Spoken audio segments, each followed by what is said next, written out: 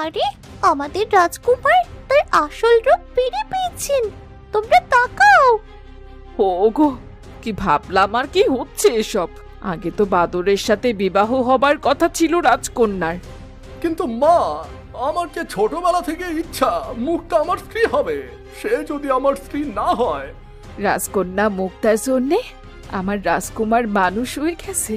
রাজকুমারকে বলিস এটা মুক্তাকে পরিয়ে বিবাহ করতে। বলি রাজকন্যা, আমাদের কিন্তু তোমার সাথে নিয়ে যেতে হবে। তুমি তো জানো তোমাকে ছাড়া থাকতে একদম ভালো লাগে না আমাদের। ঠিক আছে ঠিক আছে, তোদের নিয়ে যাব আমার সাথে। এবার খুশি তো? তোমার রইল অনেক সুখী হও রাজকন্যা। এই নাও, তোমার জন্যই ফুলটা এনেছি। এবার তাড়াতাড়ি মালা বদল করে ফেলো দেখি। কি বলছে প্রজাপতি দুটো? খুব মিষ্টি দেখতে ওরা। কিভাবে বোঝো ওদের কথা? ওদের নিয়ে যেতে বলছে আমার সাথে, আর এই ফুলটা উপহার দিল ওরা। কেমন করে প্রজাপতির ভাষা বুঝি একদিন বলবো। রাজকুমার, এবার আমাদের রাজকন্যার সাথে মালা বদল সেরে নিন। কখন থেকে দাঁড়িয়ে আছেন? দাঁড়াও রাজকুমার, এই নাও, এই হারটা তোমার পালিত মা দিয়েছে। তিনি বলল বড় রানীমা নাকি এই হারটা তাকে দিয়েছিল পুরস্কার হিসেবে। আমার মায়ের হার? আজ আমার মা বেঁচে থাকলে হয়তো আমার ভাগ্যটা এত খারাপ হতো না, আমার এত কষ্ট হতো না। নিজের মায়ের আশীর্বাদটুকু পেলাম না আমি নতুন জীবন শুরু করার সময়। এমনকি বাবাও যে আমাকে সহ্য করতে পারে না। মন খারাপ করো না রাজকুমার, আজ থেকে আমরা তোমার বাবা মা। দরকার হলে তুমি এই রাজ্যে থেকে যাবে। আজ থেকে এই রাজ্যের রাজা হবে তুমি। আমার তো পুত্র সন্তান নেই, তোমরাই সব আমার কাছে। তা হয় না বাবা, আমার রাজ্যের মানুষ অনেক অত্যাচারের ভেতরে আছে, তাদের যে বাঁচাতে হবে। মুক্তা, আমি তোমাকে এই হারটা পরিয়ে দিলাম। আমার মায়ের স্মৃতি এটা, যত্ন করে রেখো কিন্তু। চিন্তা করো না রাজকুমার, আমি কখনো এই হারটা নষ্ট করব না। কি হলো? তোমার ছেলে তো কিছুই করছে না দেখছি। তার মানে কি আমাদের পরিকল্পনা বিফলে যাবে? এই রাজকন্যার কি তবে সত্যি সত্যিই বিবাহ হয়ে যাবে? এটা কিছুতেই হতে পারে না। এই রাজ্য আমাকে দখল করতেই হবে। আমার দাদা রাজা হয়ে অনেক বছর রাজত্ব করেছে। এবার আমরা রাজত্ব করব। আর কিছুদিন দেখি, তারপর আমাকেই কিছু একটা করতে হবে। তোদের আর মালা বদল বিয়ে কিচ্ছু হবে না। কতদিনের স্বপ্ন ছিল রাজকন্যা মুক্তাকে বউ বানাবো, তা তো পূর্ণ হলো না। কিন্তু আমি অন্য কারোর বউ হতে দেব না এই রাজকন্যাকে। মর এবার তুই। রাজকন্যা, আগে তোকে, তারপর বীরকে মারবো, তারপর রাজা সূর্যকে। এরপর রাজ্য হবে আমার দখলে। এটা বলে লাল উঁচু দেয়ালের ওপরে ওঠে আর একটা তীর বের করে মুক্তার দিকে ছুঁড়ে মারে। এটা ময়না দেখতে পায়। রাজকুমার, রাজকন্যা মুক্তাকে নিয়ে নিচে এসে বসে পড়ো। কে যেন রাজকন্যার দিকে তীর ছুঁড়ে মেরেছে, তাড়াতাড়ি করো। কি বলছিস তুই ময়না? কেন কেউ তীর মারবে রাজকন্যাকে? সত্যিই তো তীর এদিকে আসছে। হায় হায়, এ কি সর্বনাশ হলো! ওগো, ওগো, কথা বলো তুমি। কি হলো তোমার? অন্যের ক্ষতি করতে কি নিজেরই ক্ষতি হলো? এবার স্বামী হারা হতে হবে মনে হচ্ছে। আমি দেখছি কে মারলো তীরটা। ভাই, কি হলো? কি হলো তোর? কথা বল, কথা বল ভাই। ভাই, কথা বল। তোর কিচ্ছুটি হবে না। প্রহরী, প্রহরী, তাড়াতাড়ি রাজবৈদ্যকে খবর দাও। প্রহরী! যথাজ্ঞা মহারাজ। এই তোমরা চলো সবাই। প্রহরী, দাঁড়াও, যেও না, আমার হাতে সময় নেই। আসলে দাদা, আমি আপনার সাথে অন্যায় করেছি। বিধাতা সেটার শাস্তি দিয়েছেন আমাকে। আহ, আমি আর আমার স্ত্রী সন্তানের কথা শুনে অনেক অন্যায় করেছি আপনার সাথে দাদা। মন্ত্রী সুরেশ তার করা অন্যায়ের কথা একে একে সব বলতে শুরু করে। তুই আমার ভাই হয়ে এমনটা করতে পারলি? আরে তোর ছেলে যদি ভালো হতো তাহলে আমি নিজেই রাজা বানাতাম লালকে। কিন্তু লাল তো নিজের স্বার্থ ছাড়া কিছুই বোঝে না। ভুলে গেছিস সেদিনের কথা? মেয়েটা আমার উদ্যানে ছিল। এই রাজকন্যাকে আমি আজ নিজের করে নেব। একবার যদি রাজকন্যাকে নিজের করতে পারি তাহলে এই রাজ্যটা আমার হবে। রাজ্যের সবাই হবে আমার দাসী। দাদা তুমি, আমি তোমার বোন হই। বোন? তোকে যদি বোন ভাবি তাহলে এই রাজ্যের রাজা তো হতে পারবো না আমি। এই রাজ্যের রাজা হব আমি, আর সকল প্রজারা আমার পায়ের নিচে থাকবে। তাদেরকে আমি তিলে তিলে কষ্ট দেব। সেই ইচ্ছে তোমার কোনো দিন পূর্ণ হবে না দাদা। গরিব প্রজাদের তুমি কোনো ক্ষতি করতে পারবে না। দরকার পড়লে আমি তোমাকে মেরে ফেলবো। আয় দেখি কেমন পারিস নিজেকে আমার কাছে থেকে বাঁচাতে। আয় আয়। মহারাজকে সবকিছু বলতে হবে, রাজকন্যাকে বাঁচাতে হবে। প্রহরীরা গিয়ে রাজা সূর্যকে ডেকে নিয়ে আসে উদ্যানে। প্রহরী, বন্দি করো মন্ত্রী সুরেশের পুত্রকে, বন্দি করো। বাবা, এই শয়তান চায় এই রাজ্যের রাজা হয়ে গরিব প্রজাদের ওপর অত্যাচার করতে। কি এত বড় সাহস মন্ত্রী পুত্রের! প্রহরী, বন্দি করো এই পুত্রকে তাড়াতাড়ি। জল্লাদকে বলো কালকেই হবে এই পুত্রের মৃত্যুদণ্ড। আমার প্রজাদের ওপর অত্যাচারের কথার জন্য ওর হবে মৃত্যুদণ্ড। আমার এই একটাই পুত্র মহারাজ, ওকে মৃত্যুদণ্ড দেবেন না। দয়া করুন, দয়া করুন। মহারাজ, আমি আপনার ভাই হয়ে আপনার পায়ে ধরছি, ছেলেটাকে ক্ষমা করে দিন। অনেক দূরে পাঠিয়ে দেব আমি আমার ছেলেকে। মহারাজ, ক্ষমা করে দিন দয়া করে। ঠিক আছে, এই রাজ্যে যেন আমি তোমার পুত্রকে আর না দেখি।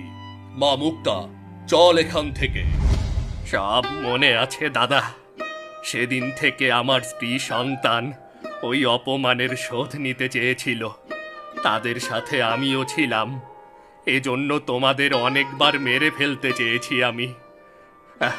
আমার ছেলে আর আমার স্ত্রীকে মৃত্যুদণ্ড দেবেন না। কথা দিন দাদা, কথা দিন আমাকে, কথা দিন। ঠিক আছে, কথা দিলাম তাদের মৃত্যুদণ্ড দেব না। তবে আমার সাথে করা অন্যায়ের শাস্তি তারা পাবেই পাবে। আহ, আহ, খুব কষ্ট হচ্ছে। আহ, আহ, এটা কেমন হলো মহারাজ? বাবা, এই সেই ছেলে যে তীর মেরে রাজকন্যা মুক্তাকে মারতে চেয়েছিল, আর সেটা মন্ত্রী মশাইয়ের শরীরে লাগে। লাল, তুমি আবার এই রাজ্যে এসেছো? আমাদের ক্ষতি করতে এসেছো? দেখেছো, বাপ বাপকেও ছাড়ে না। আমাদের ক্ষতি করতে গিয়ে নিজের বাবাকেই মেরে ফেললে। বাবা, ক্ষমা করো আমাকে। আমি নিজের হাতে তোমাকে মেরে ফেললাম। সব হয়েছে এই ময়না পাখির জন্য। ওকে ওকে তো আমি মেরেই ফেলবো। প্রজাপতি দল সবাই কোথায়? এই দিকে এসো। ময়না পাখিকে বাঁচাতে হবে। এই শয়তানটার হাত থেকে ওকে বাঁচাতে হবে। আমরা আটক না করলে ফাঁক বুঝে এই লাল পালিয়ে যাবে, পরে আবার ক্ষতি করবে মুক্তার, আর আমরা তা হতে দেব না। ও কি হচ্ছে এসব? যা বলছি। এই প্রজাপতি, কোথা থেকে এলো এগুলো? যা যা। ওরা আমার বন্ধু, তুমি যাতে পালাতে না পারো তাই তোমাকে ঘিরে রেখেছে। প্রহরী, বন্দি করো মন্ত্রীপুত্র লাল ও তার স্ত্রী দেবক্ষীকে। ওদের স্থান আজ থেকে অন্ধকার কারাগারে। দয়া করুন মহারাজ, আমাকে বন্দি করবেন না। আমি ভালো হয়ে যাব, দয়া করুন। এমন অন্যায়ের ক্ষমা হয় না। বন্দি করো এদের, আর মন্ত্রীর দাফনের ব্যবস্থা করো। ধরো সবাই এদের। প্রজাপতি, তোমরা এবার সরে যাও। সকল প্রজাপতি চলে যায়। কিছু প্রহরী দেবকী ও লালকে অন্ধকার কারাগারে রেখে আসে, আর কিছু প্রহরী মন্ত্রী সুরেশের দাফন করে।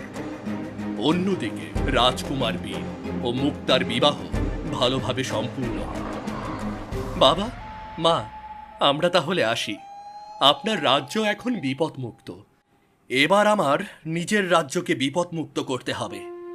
মারে, তোর সামনের জীবন সুখের হোক। বাবা, মেয়েটাকে ভালোভাবে রেখো।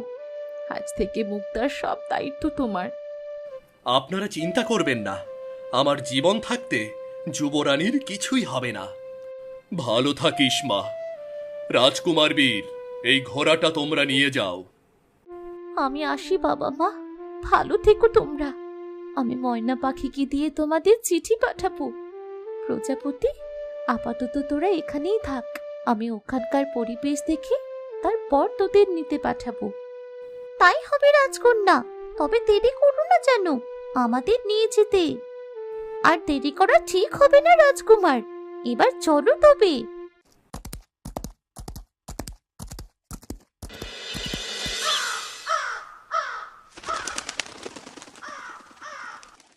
তোরা এসেছিস বাবা, আমার সোনা ছেলে। আবার মানুষ রূপে দেখছি কতদিন পর। কত বছরের ইচ্ছে ছিল তোকে মানুষ রূপে দেখার। যুবরানী, আমি তোমার কাছে চিরঋণী। তুমি আমার রাজকুমারকে নতুন ভাবে জীবন দিলে। সব রাজকুমারের জন্যই মা। রাজকুমারের মতো কাউকে জীবন সঙ্গী হিসেবে পেয়ে আমি সত্যিই ধন্য। তোমাকে আমি এই পায়েলটা দিলাম যুবরানী। এইটা ছাড়া তোমাকে দেবার মতো যে আমার কাছে কিছুই নেই। কে বলেছে কিছু নেই? ভালোবাসা তো আছে। আপনার মতো মানুষ পৃথিবীতে পাওয়া সত্যি বড় ভাগ্যের ব্যাপার। আর রাজকুমারের মুখ থেকে আমি সব শুনেছি।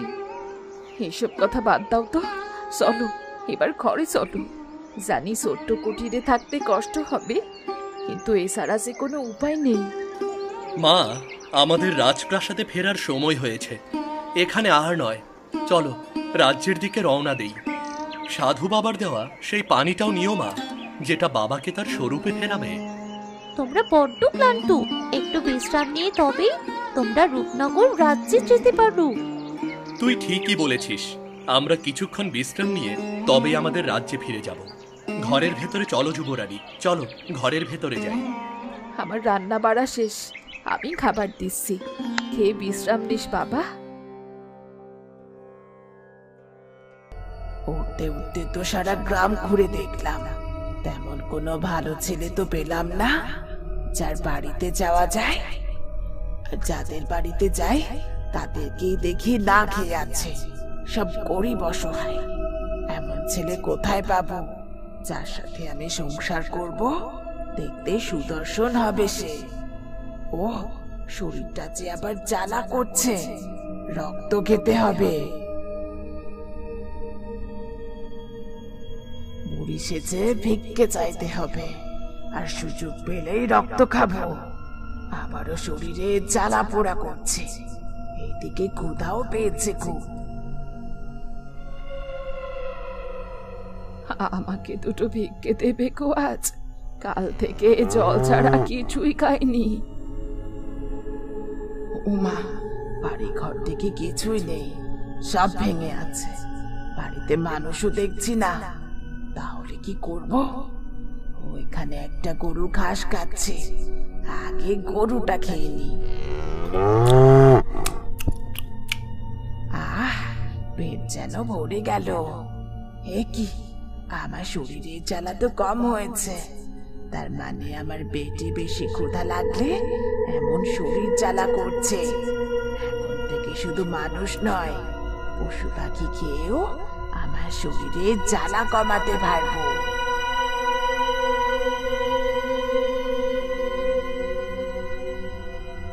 আমার সংসার করতে খুব ইচ্ছে করছে, কিন্তু বরকে হবে। দেখি তেমন কাউকে পাই কিনা। দুপুর পেরিয়ে গেছে। রাজকুমার বীর ও যুবরানী মুক্তাকে ডেকে দিতে হবে। রাজবাড়িতে যেতে দেরি হলে চলবে না যে। ময়না, আমি কেমন করে যাই ওদের কক্ষে বল? তুই যা, ওদের গিয়ে ডেকে দে। আমি এক্ষুনি যাচ্ছি দাসীলতা। রাজকন্যা মুক্তা হাত মুখ ধুয়ে তৈরি হয়ে নেয়। দাসী লতাও সাধু বাবার দেওয়া সেই নীল পানীয় নিয়ে রাজকুমারের কাছে আসে। পানীয়টা আমার কাছে থাক মা। যুবরানী আর মা, তোমরা তাড়াতাড়ি ঘোড়ায় উঠে পড়ো।